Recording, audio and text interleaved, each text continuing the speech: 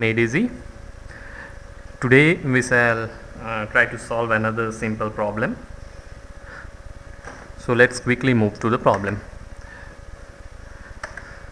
So here is the problem statement. This problem has also been taken from Hirodov's problems in general physics. So I will quickly read out the problem. So it states that a point traversed half the distance with a velocity v0. The remaining part of the distance was covered with velocity v1 for half the time and with velocity v2 for the other half of the time. Find the mean velocity of the point averaged over the whole time of motion. So the statement is very simple. Let's put down it into a figure.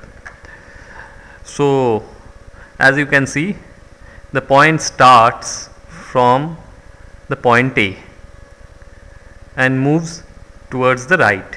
So it reaches B, which is half the distance of AC. So it reaches B with a velocity v0. Then from B, the point again moves with a velocity v1 for an interval of time and with a velocity v2 for another interval of time. However, both this interval of times are equal. So here I have represented them with t and t. Then I have assumed the total distance as d.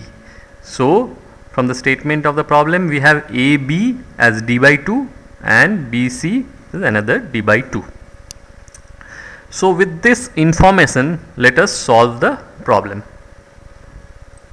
So we have been asked to find out the mean velocity. So we know that mean velocity means total distance by total time. So before we try to solve a problem, you need to devise a methodology by which you are going to solve this problem. So when we here is total distance by total time. So here what I shall try to do is convert time in terms of distance, that is d. So we will have d on the top in the numerator as well as d in the denominator. It will cancel out. So the remaining things are v0, v1, v2 which are provided. So this is the logic by which I am going to attack this problem, and with this in mind, let's see. So as I told you, I will try to make the denominator in terms of d.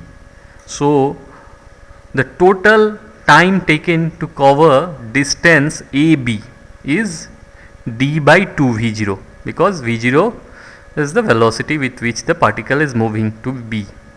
So it's pretty simple. So we have d by 2 v0. Now let's see what happens between B and C.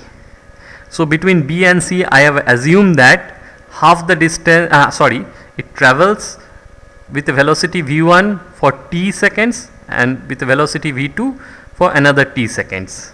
So what is the total distance travelled?